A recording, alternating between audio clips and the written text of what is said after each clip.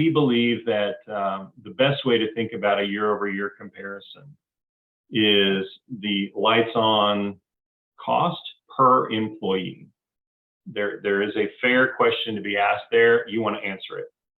And that's the calculation that we believe is right. Don't use the grand total, especially if you're growing. But the per employee metric is, I think it strikes people as fair. It's reasonable. They understand, we have to buy equipment, we have to buy licenses. They intuitively understand per employee that things are going to scale. So that's your apple and apple comparison. What you put in that numerator is critical. And there are certain things you might not want to put in, such as IT efficiencies. I'm going to counsel you to do that. The business in that boardroom session, the business is not going to be as open or appreciative of some sort of IT thing that, if we have this administrative tool that'll automate our DevOps, rollouts, and right now we have 3 people doing that, and one of them really wants to take this other open role. We think we could make this pivot and save money. All great. You need to do that within your apple and apple lights on budget. That's my suggestion. If it makes sense for you, you're the one reaping the reward. Take it on your own dime, so to speak.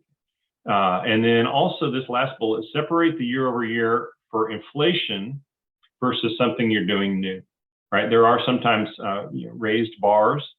Cyber is a great example. If you're not protected for something that you need to be, that falls under lights on, okay?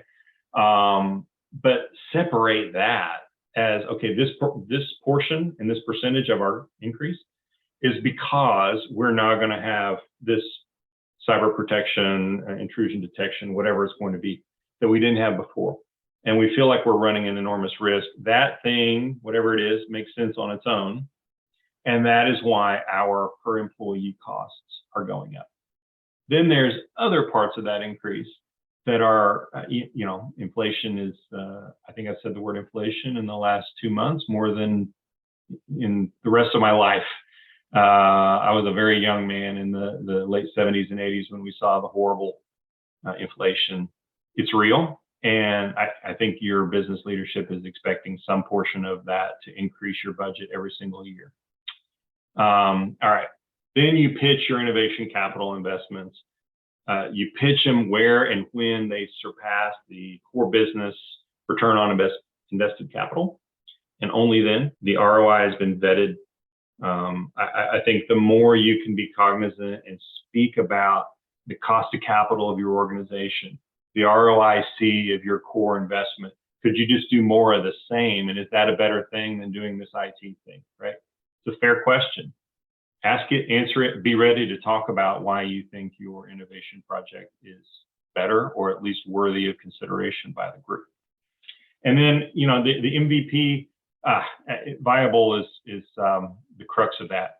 MVP is thrown around a lot, and sometimes MVPs are so thin, they are not cohesive. They don't add value because they're only doing a portion of a process. And so a group has to, okay, let me jump into this MVP to do 1, 2, 3, and then I have to finish 4 through 7 over here in my existing system or spreadsheet or whatever it is that I have, and the efficiencies just disappear. So be careful that you size these correctly, and they're cohesive, but yes, as small as they possibly can be to minimize the risk and to be able to operate and build in an agile kind of mindset. Proven far and away to be the most effective way to evolve technology in the enterprise. And then again, that base hit question, talk more about that honestly than the home run. The home run idea will sell itself. And if you have any to get excited, they'll begin to speak up and say, let's hit the ball over the fence because I think this will. You talk more about the base hit, and you're really speaking to those skeptics in the room. And then critical to nurture a culture of innovation and accountability. You don't want to ask for money and then have it appear to go into a black hole. And IT hired some people, they engaged some outside consultants, and development firms and they license some new thing, and we don't know. Is it turned on? I don't know. If it's not, when will it be? I don't know. I want to just give you the analogy. If you were acquiring a competitor, right, and that's the sort of thing you're competing against, think about the visibility and the status reporting and the just uber focus, the priority level that would be for the organization to make that happen in a successful way. It'd be all over the place.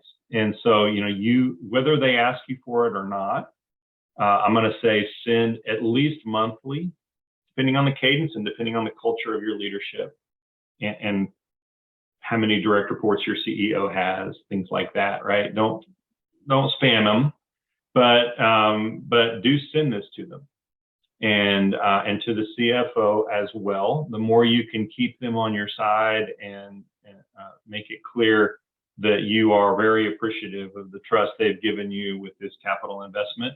You're treating it as seriously as the COO would if they were acquiring another company, et cetera. Show them that, and then also to the board of directors. And you want to be the one to do that. Because the questions that come, likely you're going to be the only one who has those answers.